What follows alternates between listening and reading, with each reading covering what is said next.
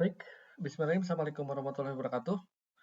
Nah, pada kali ini saya akan menjelaskan gitu ya di mata kuliah pengantar informatika.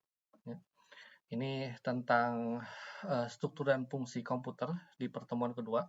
Sebelumnya mohon maaf karena minggu-minggu kemarin saya harus istirahat dan memang tidak bisa ngajar bicara banyak gitu ya, agak terlalu gatal.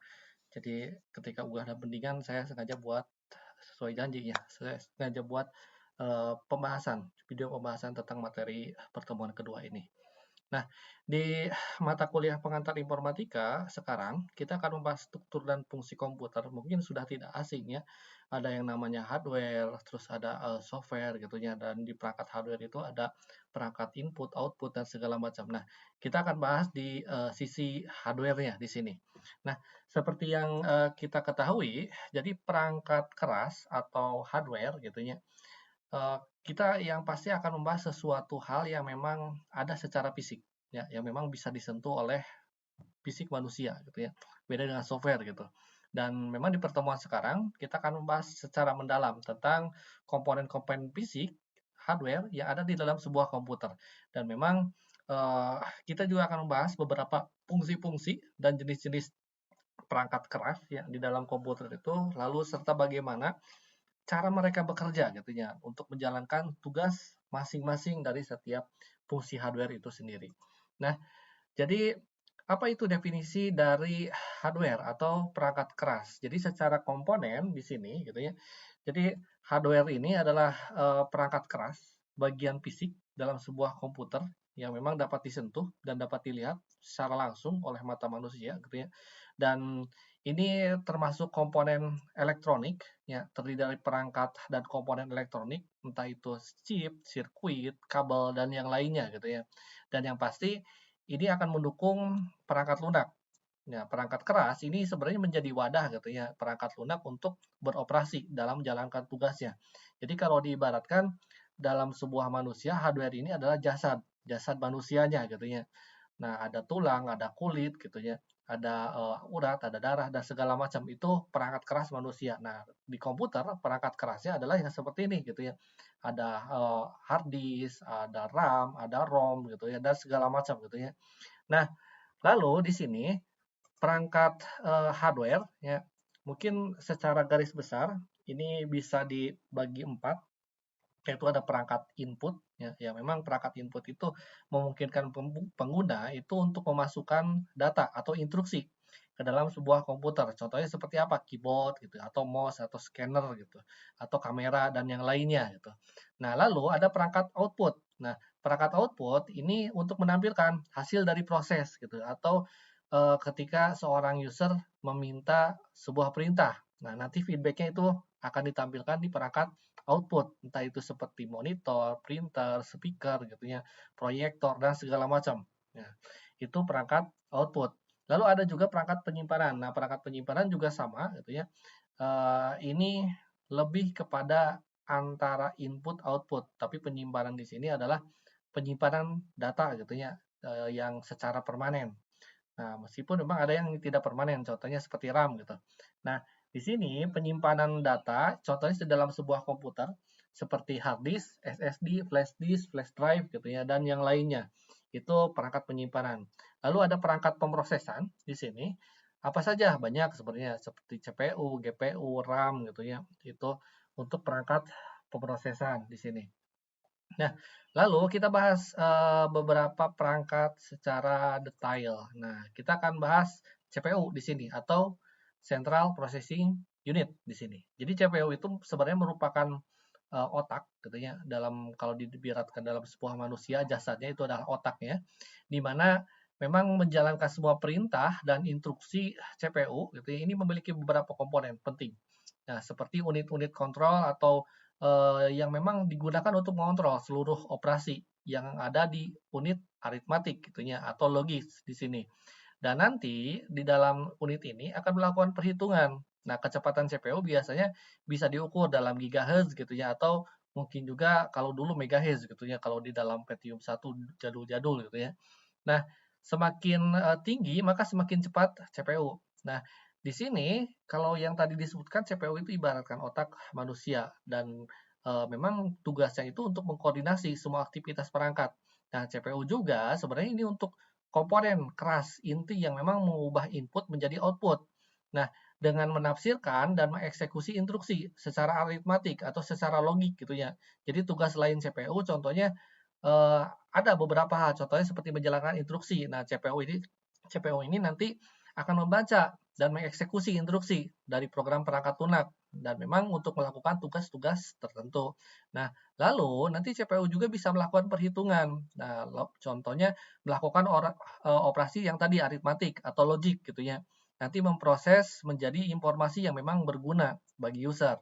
Nah, selanjutnya nanti CPU juga di sini ini akan mengelola komponen. Jadi mengatur dan mengkoordinasi komponen aktivitas CPU. Contohnya seperti memori, penyimpanan, itu diatur oleh CPU gitu ya. Nah, lalu bisa juga CPU juga ini tugasnya seperti mengubah data menjadi sebuah informasi. Nah, mengambil data input dari berbagai macam sumber, nanti mengubahnya menjadi sebuah informasi, ini juga sama ya. Memang dilakukan atau dipahami oleh CPU. Jadi kenapa CPU itu penting? Jadi secara garis besar CPU itu adalah eh, yang bertindak ya, yang bertindak sebagai pusat kendali dan memang yang akan memastikan semua fungsi komputer itu berjalan dengan benar. Dan memang keharusan dari CPU ini memang adalah komponen wajib yang ada di setiap komputer. Jadi entah itu PC, laptop hingga ponsel pintar atau smartphone ya. Dan memang karena komputer ini tidak akan berfungsi tanpa adanya CPU gitu ya. Nah, CPU juga ini mendukung performa. Jadi kecepatan dan efisiensi CPU ini akan mempengaruhi kinerja ya, keseluruhan sistem dan memang memungkinkan pengguna untuk menjalankan aplikasi dan tugas secara simultan terus-menerus ya. Nah, lalu di dalam CPU itu ada prosesor ya. Nah, prosesor ini ada istilah yang namanya core dan ada istilah yang namanya thread di sini. Jadi core ini adalah unit inti dari prosesor gitu ya. Yang memang semakin banyak core maka semakin banyak tugas yang memang bisa dijalankan secara bersamaan ya atau meningkatkan kinerja atau multitasking di sini. Nah, sedangkan thread di sini adalah unit pemrosesan ya dalam sebuah proses atau core gitu ya. Dan memang bisa memiliki beberapa thread gitu. Jadi setiap core itu bisa memiliki beberapa thread. Nah, jadi kalau thread ini adalah unit pemrosesan. Jadi dalam core itu dibagi lagi, ada thread-nya. Nah, lalu memungkinkan prosesor menjalankan tugasnya sekaligus dalam satu core. Jadi kalau core ini adalah prosesor unitnya, pemrosesan fisik yang memang bertugas menjalankan instruksi. Nah, sedangkan thread ini adalah unit pemrosesan logis, kalau bisa disebut secara virtual di sini, yang memang membagi tugas menjadi bagian-bagian yang memang lebih kecil, ya, agar dapat dieksekusi secara paralel oleh core itu sendiri. Nah, secara sederhana, memang core ini adalah otak, ya, yang memang bisa disebut secara fisik, yang memang melakukan pekerjaan eh, yang secara langsung gitu ya. Nah, dan thread ini adalah instruksi atau bagian tugas yang memang diberikan kepada otak tersebut. Nanti memungkinkan satu core ini akan menangani banyak tugas secara bersamaan. Jadi kalau fungsi dan kinerja core itu memang memungkinkan prosesor untuk melakukan beberapa tugas secara paralel. Jadi mirip dengan manusia gitu ya, memang memiliki beberapa otak yang bisa bekerja sendiri-sendiri dan semakin banyak core itu akan semakin banyak pekerjaan berat yang memang bisa dilakukan secara sekaligus seperti dalam menyuting video gitu ya, ngedit foto gitu dan yang lainnya. Nah, lalu thread ini akan memecah tugas-tugas besar menjadi bagian-bagian yang memang lebih kecil atau multitasking di sini. Jadi sehingga dapat dijalankan secara bersamaan. Nah, oleh core ini sendiri gitu ya. Nanti ini untuk meningkatkan efisiensi dan kinerja secara keseluruhan komputer, nanti dihubungkan ya antara hubungan antara core dan thread di sini. Jadi satu core itu akan memiliki beberapa thread dan teknologi yang seperti hyperthreading yang sekarang-sekarang gitu ya dari Intel contohnya ini atau seperti simultaneous ya multi threading di sini biasanya contoh di SMT atau kalau kita lebih kenal AMD gitu ya. Jadi memungkinkan satu core ini akan membagi beberapa sumber daya. Nanti akan dijalankan dua thread secara bersamaan. Nah, jumlah core atau thread ini akan banyak, umumnya meningkat. Jadi kinerjanya akan semakin banyak tugasnya yang memang semakin banyak dikerjakan secara bersamaan oleh prosesor. Jadi contoh dianalogikan, core ini bisa diibaratkan sebagai pekerja ya dalam sebuah pabrik. Jadi setiap pekerja itu dapat menyelesaikan satu pekerjaan sekaligus. Nah, dan thread ini bagian-bagian tugas-tugas kecilnya ya. Jadi dari kerjaan itu gitu ya. Nanti dibagi oleh para pekerja tersebut dengan adanya thread. Jadi satu pekerja itu bisa mengerjakan beberapa bagian tugas secara bergantian atau secara paralel, terutama memang jika ada tugas-tugas kecil yang memang bisa diproses secara bersamaan. Nah, faktor lain memang yang mempengaruhi beberapa kinerja, meskipun jumlah core dan thread itu penting, memang kinerja prosesor juga dipengaruhi oleh faktor lain seperti contohnya kecepatan clock gitu ya atau clock speed di sini. Jadi seberapa cepat sebuah core dapat memproses sebuah instruksi gitu ya, lemot atau tidaknya gitu ya ketika berpikir gitu. Nah, lalu ukurannya ada ukuran cache. Cache di sini adalah memori kecil yang memang sangat cepat di dalam sebuah prosesor yang digunakan untuk menyimpan data yang memang sering digunakan untuk mempercepat akses. Nah, teknologi prosesor itu sebenarnya adalah sebuah inovasi lain yang memang untuk meningkatkan efisiensi dan kecepatan prosesan sebuah komputer. Nah, seperti kita ketahui kemarin dibahas di pertemuan pertama, jadi komputer generasi pertama itu di tahun 40-an ya, setelah Perang Dunia Kedua, yang memang menggunakan vakum di sini tabung untuk penyimpanannya berukuran sangat besar dan memang menghasilkan panas dan komputer pada era ini sangat lambat dan sangat mahal gitu ya dan jarang ukurannya sangat besar juga. Nah, lalu di generasi kedua tahun 50-an ini akan lebih kecil ya. Jadi beberapa komponen dikecilkan menjadi sebuah transistor di sini. Nah, ukurannya lebih kecil, lebih efisien daripada sebuah tabung vakum ya. Dan komputer ini menjadi lebih cepat, lebih kecil dan lebih murah juga gitu ya. Lalu di tahun 60-an generasi ketiganya ini komputernya sudah dikembangkan lagi dari transistor itu menjadi sebuah IC ya atau sirkuit terpadu IC di sini. Nah, yang memang memungkinkan banyak integrasi dari banyak transistor dalam satu chip ya. Dan memang komputer di sini akan menjadi lebih baik ya, terutama lebih kuat dan memang lebih hemat energi di sini.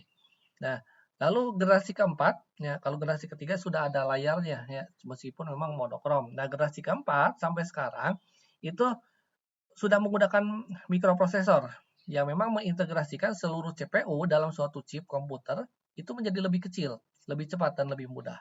Nanti di masa depan generasi kelima diprediksi dan sekarang juga sebenarnya sudah digunakan gitu ya. Komputer itu akan menggunakan kecerdasan buatan AI dan memang komputer contoh komputer yang sekarang kebanyakan konvensional nanti di kemudian hari sudah menggunakan komputer kuantum ya dengan perhitungan qubit gitu ya, bukan bit lagi, tapi perhitungan qubit, bisa 0 bisa 1. Nah, komputer kuantum di sini diharapkan memang menjadi akan lebih cerdas, lebih cepat ya dan lebih canggih gitu dibandingkan komputer-komputer konvensional yang memang digunakan zaman sekarang gitu. Nah, lalu ada RAM di sini. Jadi atau ada RAM, ada ROM sebenarnya gitu ya. Jadi RAM ini adalah merupakan komponen komputer yang memang berfungsi sebagai penyimpanan sementara gitu ya. Jadi diingat sementara gitu, tapi tidak diingat selamanya gitu ya. Nah, penyimpanan data ini akan diproses dalam CPU. Nah, RAM memiliki kecepatan akses yang sangat cepat dan memungkinkan data yang diakses itu diubah dengan mudah, dengan cepat. Nah, data yang memang disimpan di dalam RAM itu mungkin akan hilang ketika komputer itu dimatikan gitu ya. Contoh ketika copy paste. Nah, ketika dimatikan si clipboard copy paste-nya itu sudah hilang gitu. Nah, lalu di dalam RAM juga digunakan penyimpanan program yang memang dijalankan contohnya dalam data gitu ya atau dalam sistem operasi. Nah, RAM di sini ini adalah sebuah memori komputer yang memang sementara gitu ya, yang berfungsi dalam ruang kerja. Jadi untuk penyimpanan data yang memang sedang digunakan aplikasi yang dalam sebuah sistem operasi sehingga memungkinkan pemrosesan data dan eksekusi. Nah, tugasnya supaya apa? Supaya lancar gitu ya dan responsif. Nah, RAM ini bisa diakses secara acak. Nah, kalau bisa tadi disebutkan random gitu ya, random access memory. Nah, untuk membaca dan menulis data menjadi lebih cepat daripada penyimpanan yang permanen seperti disimpan di dalam hard disk atau SSD gitu ya. Namun memang sifatnya secara volatil gitu. Jadi kalau diibaratkan berarti di dalamnya itu akan hilang kalau komputer itu dimatikan gitu. Nah, jadi penyimpanan sementara RAM ini akan dapat menyimpan data ya di dalam program yang memang sedang aktif di dalam sebuah CPU untuk aksesnya lebih cepat tanpa perlu terus-menerus membaca ya secara permanen disimpan di dalam hard disk gitu. Nah, percepatan performa RAM memang ada besaran kapasitas RAM. Jadi semakin besar RAM yang dapat disimpan, semakin memungkinkan sebuah komputer untuk menjalankan banyak tugas atau aplikasi ya dan tugas secara bersamaan tanpa mengalami penurunan kinerja gitu ya. Nah, jadi ibaratkan tugasnya yang memang dipangpang dikerjakan oleh prosesor RAM itu gitu ya. Nah, jadi tugas yang memang disimpan di dalam meja kerja, tidak disimpan selamanya di meja kerja itu gitu ya, tapi disimpan sementara gitu. Nah, aksesnya RAM itu akan memungkinkan data diakses secara acak langsung ya. Jadi memberikan waktu pemuatan yang memang lebih cepat untuk aplikasinya dan penggantian antar tab atau aplikasi dengan lancar. Nah, karakteristik utama RAM itu volatil. Jadi sifat RAM itu menyimpan data saat komputer dinyalakan, maka ketika dimatikan itu akan terhapus. Nah, kecepatan RAM itu akan mempengaruhi ya. Jadi semakin cepat RAM bisa mengalir masuk atau keluarnya sebuah data di dalam sebuah CPU, nah maka akan secara langsung itu akan mempengaruhi responsif di dalam sebuah komputer. Makanya jenis RAM itu beda-beda gitu ya. Di sini bukan cuma kapasitasnya saja 2 giga, 4 giga, 8 giga sampai 32 gitu ya atau 64 giga gitu. Nah, eh, kapasitas pembacaan juga itu ngaruh ya. Jadi bukan cuma kapasitas RAM-nya saja gitu ya. Kecepatan membaca juga read itu juga ngaruh di sini. Nah, RAM di sini kapasitasnya atau percepatan RAM memang memadai gitu ya, sangat penting untuk multitasking dan memungkinkan Anda bisa membuka atau menjalankan banyak program dalam aplikasi atau dalam perambahan tanpa hambatan. Nah, pengalaman pengguna biasanya RAM itu akan cukup membuat komputer lebih responsif. Jadi mengurangi waktu aplikasi dan mencegah komputer macet atau crash. Ya, nanti RAM juga sebenarnya dibagi dua gitu ya. Ada memori RAM secara fisik, ada juga memori RAM secara virtual gitu ya. Kalau di dalam Linux biasanya swapping di sini gitu. Nah, lalu ada beberapa jenis RAM di sini. Ada kalau dulu zaman saya kuliah itu DDR2 ya. Sekarang sampai DDR5 gitu. Nah, DDR3 ini jenis RAM yang memang umum digunakan ya di dalam desktop, memiliki kecepatan transfer data yang lebih tinggi dibandingkan DDR2. Lalu ada DDR4 meningkatkan kecepatan transfer data, konsumsi data yang memang lebih rendah dibandingkan DDR3. Dan di sini DDR3 itu banyak digunakan pada komputer modern zaman sekarang. Nah, ada juga DDR5 gitu ya. Jadi teknologi RAM ini memiliki kecepatan transfer data yang memang jauh lebih tinggi, konsumsi dayanya jauh lebih efisien dari generasi sebelumnya gitu ya. Jadi berdasarkan teknologi penyimpanan RAM di sini memang dapat dibagi menjadi dua jenis. Jadi ada SRAM, static RAM, ada DRAM atau dynamic RAM gitu ya. Jadi DRAM itu adalah jenis RAM yang memang paling umum digunakan untuk memori utama gitu ya pada sebuah komputer. Nah, sementara SRAM biasanya dipakai untuk memori cache gitu ya. Biasanya contoh SRAM itu atau static random access memory seperti menyimpan data dalam sel memori menggunakan sirkuit flip-flop gitu ya, ya untuk sebuah lampu. Nah, atau selama daya listrik itu terus dialirkan. Nah, SRAM itu dapat menahan data secara stabil tanpa perlu menyegarkan atau merefresh ulang gitu ya. Nah, karakteristik di sini DRAM itu lebih cepat ya. Jadi SRAM itu lebih cepat daripada DRAM gitu. Harganya lebih mahal ya karena desainnya itu lebih kompleks, ukurannya juga menggunakan banyak transistor, sel per sel, memori per memori ya. Sehingga kepadatan dan penyimpanannya itu lebih rendah. Nah, penggunaannya umumnya digunakan untuk memori cache seperti L1, L2, L3 gitu ya. Nanti silakan ada istilah-istilah itu gitu ya. Nah, pada CPU di mana kecepatan pada faktornya itu terpenting gitu. Nah, lalu ada dynamic RAM. Kalau dynamic RAM itu seperti penyimpanan dalam bit data sebuah kapasitor yang memang terpisah. Nah, kapasitor di sini ini cenderung kehilangan muatan listrik. Jadi kalau DRAM itu ketika di refresh ya secara berkala, maka memang tidak akan hilang gitu ya. Nah, karakteristiknya ini DRAM itu lebih lambat dari SRAM yang tadi. Ya, harganya pasti lebih murah. Ukuran kepadatannya atau penyimpanan itu lebih tinggi, menggunakan lebih sedikit komponen untuk penyimpanan data. Nah, untuk digunakannya memori utama gitu ya, biasanya digunakan di dalam memori utama dan sebagian besar dalam sebuah komputer laptop atau perangkat elektronik lainnya. Nah, contoh subjenis DRAM, ya contohnya seperti apa ya? Seperti di dalam zaman teknologi DRAM itu berevolusi gitu ya. Jadi pada umumnya DRAM itu seperti dalam sinkronus DRAM ya untuk kecepatan pembacaan atau clock speed di sini sehingga transfer data itu akan lebih cepat. Nah, jadi DRAM DDR SRAM atau double data rate SRAM itu sebenarnya ada juga. Jadi percampuran dua hal itu. Jadi RAM jenis ini dua kali lebih cepat dibanding SDRAM secara konvensional. Karena memang digunakan untuk mentransfer data dengan sisi siklus jam yang bisa naik turun di sini. Nah, lalu dibagilah menjadi jenis-jenis RAM yang ini gitu ya. Ada DDR2 gitu, ada DDR3, ada DDR4 gitu ya, sampai DDR5 gitu ya. Nah, lalu ada juga grafik di sini, ada GDR ya, GDR SDR RAM gitu. Nah, atau grafik double data rate SDRAM. Nah, biasanya itu dikhususkan untuk mengoptimalkan. Kalau kita mah sering dikenal dengan GPU gitu ya, atau grafik processor unit di sini. Nah, atau kartu grafis ya, kalau gamer itu sering dengar istilah itu. Yang memang dirancang untuk menghasilkan bandwidth yang memang sangat tinggi. Yang penting digunakan untuk memproseskan grafik, main game, editing video, editing gambar gitu ya. Atau 3 dimensi, 2 dimensi itu digunakan GPU di sini. Nah, lalu ada LPDDR-RAM ya atau low power double data rate SDRAM di sini. Biasanya dirancang untuk menghemat daya yang memang sering digunakan untuk perangkat seluler ya atau perangkat embedded gitu ya di sini. Nah, lalu ada hard disk, itu penyimpanan yang bukan sementara ya, tapi memang permanen di sini.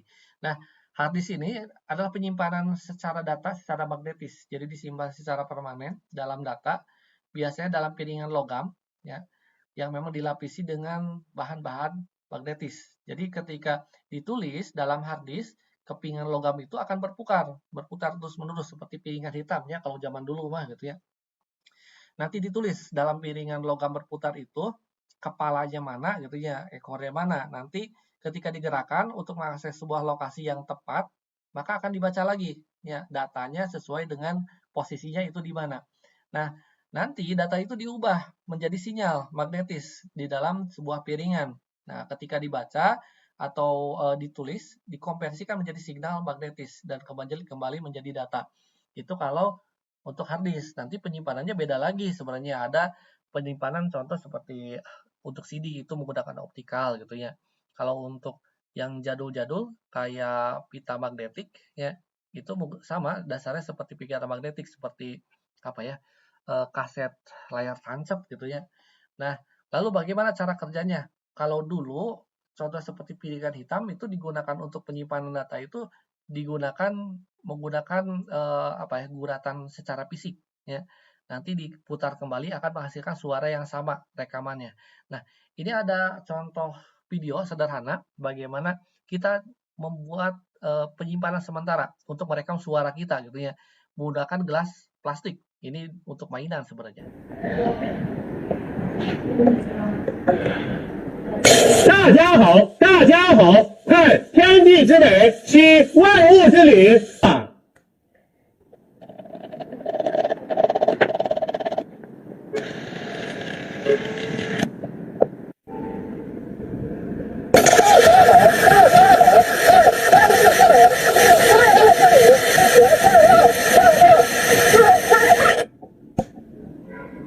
！Nah, seperti itu gitu ya.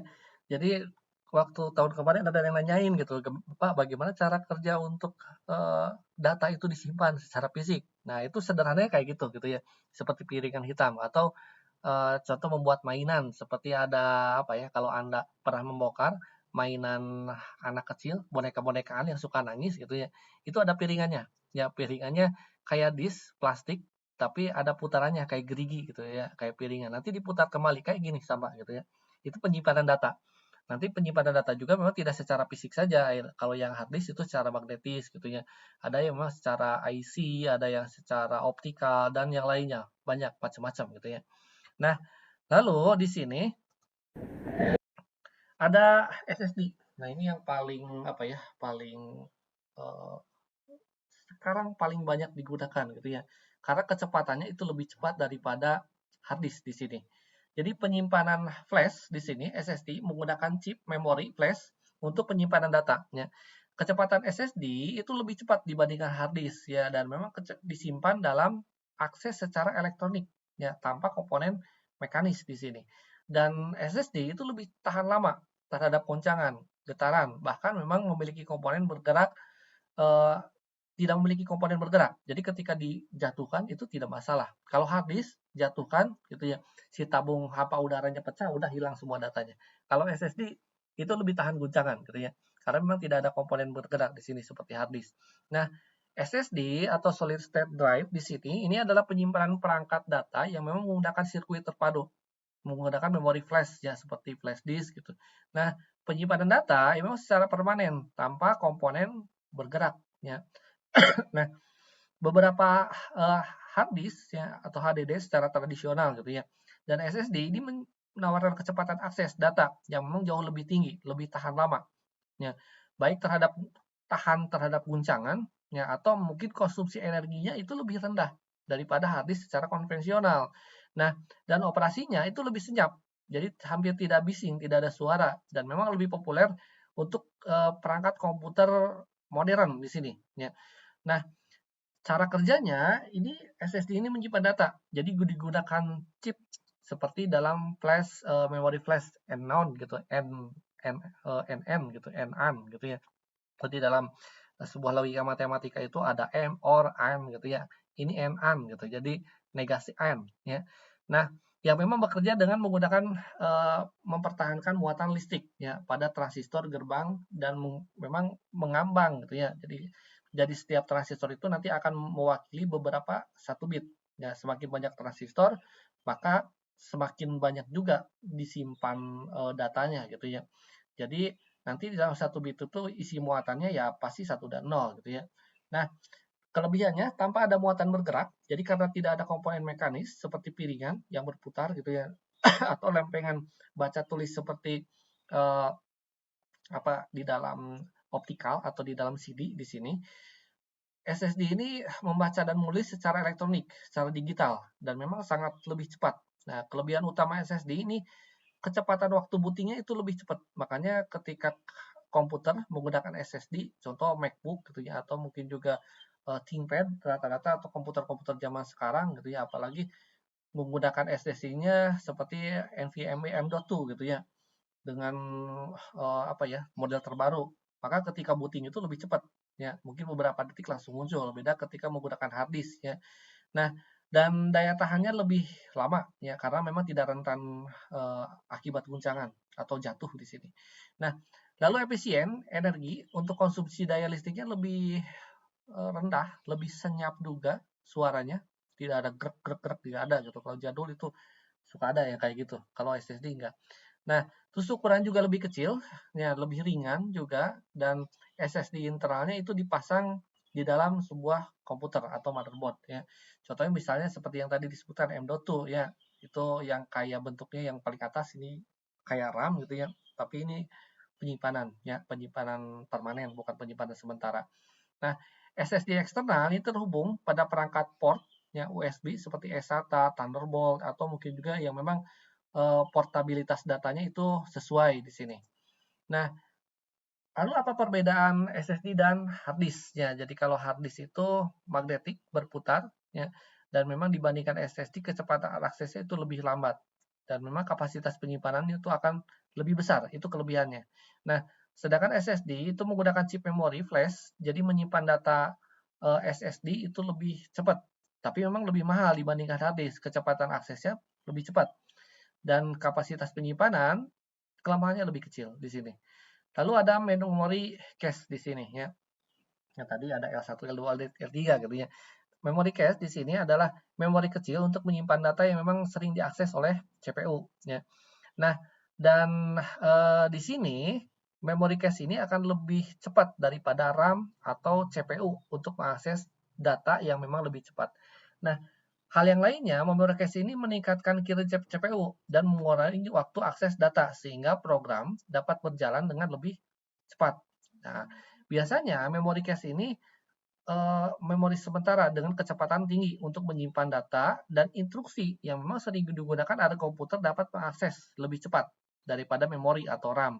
Nah, penyimpanannya itu permanen, ya lainnya atau memori contoh RAM atau mungkin penyimpanan yang permanen gitu ya.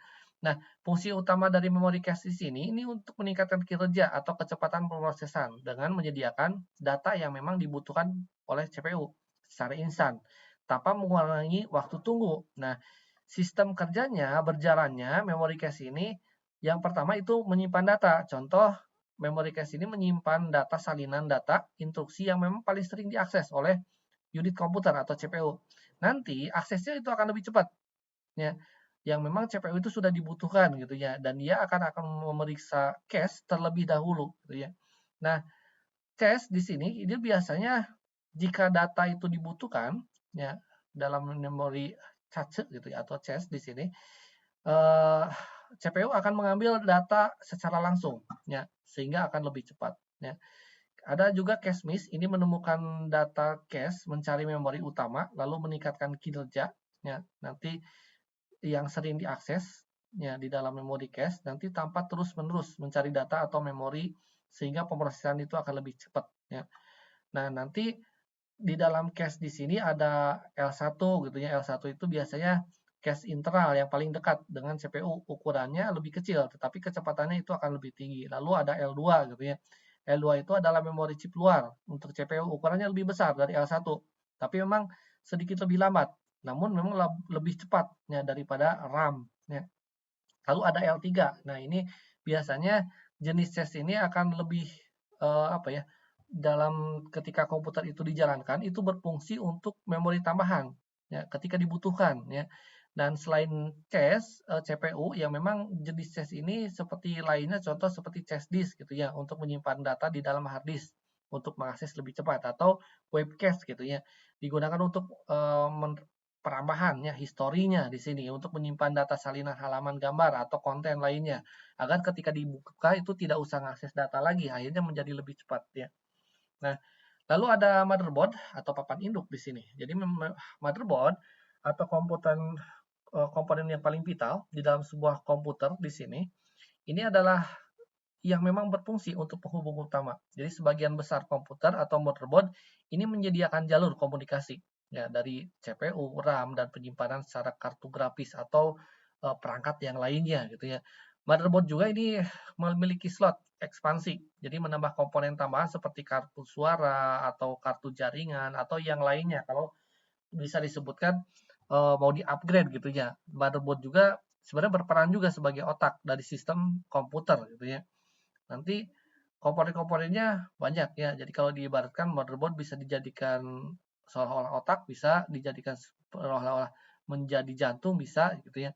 Nanti setiap perangkat itu memungkinkan komunikasi, mendistribusikan daya sampai konektivitas itu diatur di sini.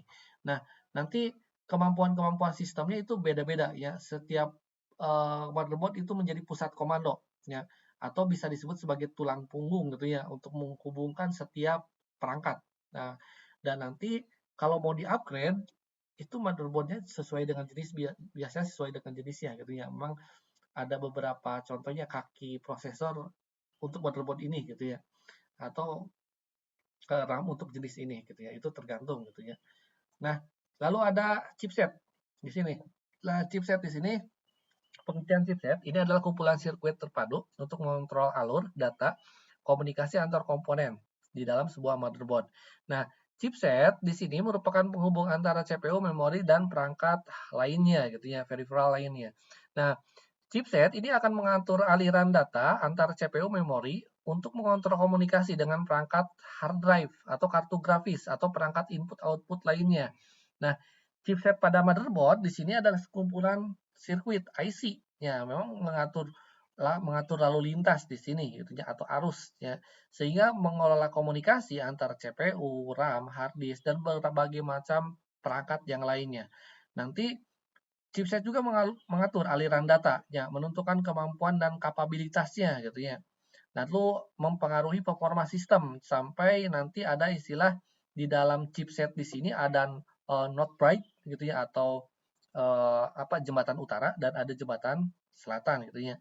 Nah, chipset ini pada motherboard secara tradisional dibagi menjadi dua bagian ya. Kalau di dalam not bright di sini atau di bagian jembatan utara gitu ya. Ini mengolah komunikasi RAM antara CPU, RAM atau grafik kontrol gitu ya atau melalui bus kecepatan tinggi gitu ya. Memang berfungsi sebagai jembatan short break di sini. Nanti disambungkan ke short break atau ke jembatan selatan. Nah, lalu short break di sini biasanya mengatur komunikasi dengan komponen yang memang membutuhkan kecepatan itu lebih rendah. Ya, kalau yang Nord itu harus kecepatan tinggi, kalau yang ini IC-nya diperuntukkan untuk lebih rendah ya untuk kecepatannya. Nah, perangkat-perangkat yang memang membutuhkan kecepatan lebih rendah, contohnya seperti penyimpanan IDE atau slot ekspansi VCI gitu ya, atau bus IC gitu ya, atau USB, MOS dan yang lainnya gitu. Nah, itu kecepatannya rendah. Nah, chipsetnya ini sebenarnya sangat penting untuk menentukan potensi ekspansi mana kompatibilitas dalam sebuah hardware. Bahkan memang memungkinkan overclocking dalam sebuah komputer atau memilih chipset yang tepatnya. Jadi kalau untuk mengatur kinerja sebuah komputer atau mau di-upgrade-nya kemana gitu ya. Nah, lalu di sini ada slot ekspansi, ya slot ekspansi ada VCI. VCI ini sebenarnya kalau bisa disebutkan apa ya? Di dalam sebuah motherboard itu ada berbagai macam slot ekspansi untuk mengupgrade ya, mengupgrade sebuah CPU ya di sini. Nah, PCI ini adalah merupakan sebuah slot ekspansi yang memang kalau bisa disebut lebih tua, namun memang masih kompatibel dengan beberapa kartu ekspansi. Contohnya seperti slot PCI digunakan untuk shortcut gitu ya, atau kartu suara ya, atau kartu modem, atau kartu jaringan, atau yang lainnya itu VCI gitu ya. Jadi kalau oh ini si sound card-nya error, maka buatlah atau mungkin juga upgrade di sound card eksternal ya di dalam PCI-nya gitu. Nah, atau mau sampai berapa channel gitu ya kalau di dalam game itu PCI nanti ditambahkan di sana. Terus ada PCIe, ini ada Peripheral Component Interconnection Express. Ini biasanya digunakan lebih baru, ya, lebih cepat daripada PCI yang biasa. Nah, slot PCIe ini biasanya digunakan untuk memasang kartu grafis atau kartu jaringan atau kartu suara yang memang lebih atas, ya, kelas atas, lebih membutuhkan kecepatan lebih tinggi. Lalu ada M.2, ya, ini sebenarnya jenis slot yang memang digunakan untuk ekspansi lebih kecil, lebih ramping. Ya, digunakan untuk memasang kartu SSD atau mungkin juga kartu nirkabel atau jaringan di sini gitu ya. Nah, kalau M.2 mungkin ya sebenarnya SSD-nya dengan jenis yang berbeda, lebih cepat. Nah, lalu ada kegunaan, jadi yang pasti kegunaan slot ekspansi di sini memungkinkan pengguna memungkinkan menambah komponen komputer ya atau kartu grafis atau kartu suara atau kartu jaringan dan yang lainnya. Lalu ini sudah tidak asing ya, ada GPU atau Graphic Processing Unit di sini. Ini sebenarnya merupakan komponen khusus yang didedikasikan untuk memproses data grafis ya. GPU ini akan memainkan peran penting dalam aplikasi grafis ya. Contohnya ketika Anda main game ya supaya tidak nge-lag gitu atau mungkin jadi rata kanan semua gitu. Nah, karena memang mampu memproses gambar, video dengan kecepatan lebih tinggi dan kualitas lebih bagus, yaitu GPU. Nah, ada beberapa jenis GPU di sini. Ada yang memang terintegrasi, ada yang memang secara diskrit di sini. Jadi kalau GPU secara terintegrasi itu dihubungkan langsung dengan CPU. Kinerjanya memang lebih rendah dibandingkan diskrit, tapi lebih hemat daya gitu ya, karena memang cocok untuk penggunaan secara umum gitu. Tapi kalau digunakan untuk kerjaan berat, ya itu tidak memungkinkan kecuali spek komputernya dewa ya bawaannya gitu. Nah, ada juga yang secara diskrit di sini. Jadi secara terpisah. Jadi di sini prosesor grafisnya ya. Jadi kalau dengan prosesor grafis terpisah dengan prosesor grafis itu sendiri. Nah, kinerjanya itu akan lebih tinggi.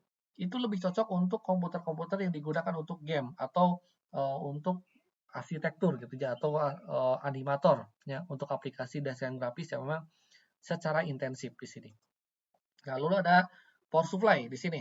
PSU ya biasanya digunakan untuk alat vital untuk memberikan sumber daya listrik ya dengan komponen komputer. Nah, biasanya CPU itu akan merubah arus AC ya nanti di stop kontak ke arus DC. Ya, nanti dibutuhkan untuk yang memang dibutuhkan untuk perangkat komputer.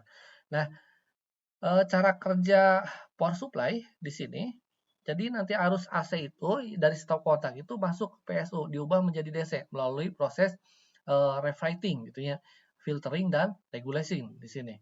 Nanti kemudian arus DC itu dialirkan ke berbagai komponen melalui kabel-kabel yang terhubung ke PSU di sini ya atau power supply. Nah, ada beberapa jenis kapasitas power supply di sini. Contoh dalam sebuah komputer itu menentukan power supply itu cukup penting ya untuk memastikan semua komponen itu berfungsi dengan baik. Karena kalau terlalu kurang itu jelek, terlalu besar overhead ya. Nah, ada kalkulasi dayanya. Jadi digunakan kalkulator PSU biasanya online untuk menghitung kebutuhan total sistem Anda gitu, membutuhkan power untuk komputer itu berapa.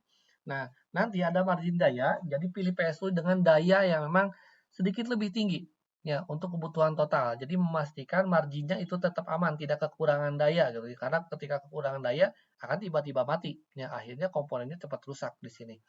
Nah, efisiensi PSU itu penting ya. Jadi efisiensi PSU yang lebih tinggi itu lebih penting dengan sertifikasi contohnya 8 plus ya. 80 plus untuk menghemat konsumsi daya listrik ya. Lalu ada beberapa perangkat yang lainnya, ya ini ada perangkat input, mungkin sudah tidak asing, ya. Perangkat input contohnya keyboard, terus ada mouse, ada pointer, ya atau mungkin juga ada apa? Ini sebenarnya kalau yang ini adalah mouse yang sebelah sini, ya. Ini ada trackball gitu. Trackball itu adalah mouse terbalik sebenarnya. Dan yang paling bawah dan paling atas ini ada berbagai macam jenis keyboard ya. Kalau keyboard yang standar sering kita pakai itu QWERTY ya, meskipun banyak jenisnya sebenarnya, bukan QWERTY saja, ada Knockberg gitu ya, ada Dvorak, ada Numeric, ada Memo dan yang lainnya. Sebenarnya ada yang lebih cepat dari QWERTY, itu Dvorak ya. Dvorak kecepatan ketik ya, posisi hurufnya itu lebih efisien daripada QWERTY. Cuman tidak terlalu banyak familiar ya Dvorak ini. Nah, lalu ada perangkat input lainnya, contohnya yang tadi ada scanner ya, mungkin sudah tidak asing untuk menycan ya data, foto dan yang lainnya. Terus ada touchscreen, ya ini sebenarnya perganti pointer di dalam sebuah mouse ya. Terus ada webcam ya untuk kamera ya. Lalu ada perangkat monitor, ini untuk outputannya ya. Jenis-jenis monitornya banyak macam-macam. Ya, kalau bisa disebut ada LED, LCD, LED, OLED gitu ya. Kalau LCD atau liquid display kristal di sini itu didasarkan dari kristal apa ya? Kristal cair di sini gitu ya. Jadi kristal cair di sini itu akan dikasih aliran listrik nanti akan menampilkan kontrol cahaya yang berbeda. Nah, contohnya LCD yang sekarang sering dipakai itu di dalam handphone yang memang dasarnya dari IPS LCD. Itu basic dari LCD. Kelemahannya kalau jatuh LCD itu akan satu hitam akan merebet semua hitam. Ya. Lalu ada LED. LED itu monitor menggunakan LED panel gitu ya. Jadi transistor lampu dengan ukurannya lebih kecil, ya, ukuran pixel sehingga ditampilkan menjadi lebih nyata ya. Nah, monitor LED ini digunakan berbagai macam panel LCD menghasilkan kontras daya yang memang lebih tinggi. Konsumsi dayanya lebih rendah ya dibandingkan LCD ya. Dan warnanya lebih kaya. Nah, lalu pengembangannya contohnya seperti apa? Ada OLED-nya, ini pengembangan LED gitu. Nanti ada Super AMOLED juga pengembangan dari LED. Kelebihannya apa? Kelebihannya kalau jatuh itu lebih tahan gitu ya. Cuman kekurangannya kalau terlalu terang LED ini maka akan kena blue screen ya. Jadi biasanya akan merembet, itu penyakit untuk Super AMOLED di Samsung biasanya ya. Nah, terus ada perangkat output lainnya, contohnya seperti printer, speaker gitu ya. Terus ada proyektor, ada scanner yang tadi ya. Lalu ada sistem pendingin. Nah, sistem pendingin ini jenisnya beda-beda. Yang paling sering digunakan itu adalah kipas ya. Terus ada heatsink di sini untuk menyerap panas menggunakan tembaga, transfer udara melalui udara gitu ya. Lalu Ada pendingin cair yang menggunakan liquid cooling di sini. Ini menggunakan cairan untuk menyerap panas ya. Nanti ditransferkan ke radiator kalau kayak di dalam sebuah motor atau mobil ya. Nah, lalu ada perangkat yang lainnya ya. Ini kalau bisa disebutkan yang secara fisik ya, printer, scanner itu ya tadi sudah ditentukan ya. Nah, lalu alur kerja perangkat. Nah, alur kerja perangkat contohnya nanti sebuah perangkat itu akan diinput, diproses ya menggunakan beberapa perangkat prosesan, disimpan di dalam RAM, ROM ya atau hard disk, lalu di-outputkan prosesnya ditampilkan di monitor, di printer dan di yang lainnya. Nah, lalu ada perangkat keras yang memang harus kita perhatikan. Ya, pertama, perangkat keras itu tetap harus dirawat secara fisik. Ya, tidak boleh terkena debu, terkena air gitu ya. Atau memang lingkungannya itu tidak boleh panas. Lebih bagus di dalam suatu ruangan ber-AC ya. Perangkat keras itu akan lebih awet ya dengan sirkulasi udara yang memang bersih gitu. Jadi jangan sampai Anda punya komputer tapi komputer digunakan jadi asbak gitu ya. Ya pasti cepat rusak ya. Lalu ada proteksi secara fisik juga digunakan untuk contohnya seperti apa? Kalau di dalam handphone itu seperti case ya, itu untuk menghindari penggunaan perangkat keras ya, supaya tidak terkena atau terpapar cairan gitu. Entah itu menggunakan case, menggunakan pelindung anti air, keyboard dan yang lainnya. Nah, terus cadangkan data juga sama gitu, menggunakan Google Drive atau menggunakan hard disk eksternal. Ya, itu juga penting ya untuk keamanan perangkat keras Anda. Dan pastikan menggunakan sistem operasi ya dengan patch terbaru, dengan updating terbaru gitu ya supaya lebih aman dari virus ya atau mungkin juga malware dan yang lainnya. Nah, jadi secara garis keras memang perangkat keras komputer itu adalah komponen secara fisik yang memang bisa disentuh ya. Nah, untuk membentuk sebuah komputer nanti mencakup berbagai macam CPU, RAM, motherboard dan yang lainnya gitu ya. Dan beberapa kategori termasuk input, output, penyimpanan itu ada di dalam hard disk ya. Bukan hard disk, hardware di sini. Jadi setiap kategori itu memiliki berbagai macam perangkat, fungsinya, karakteristik yang berbeda-beda dan setiap komputer itu akan bekerja sama ya beda-beda dan menjalankan instruksi atau proses data dengan alur yang memang melibatkan interaksi antara CPU dan RAM.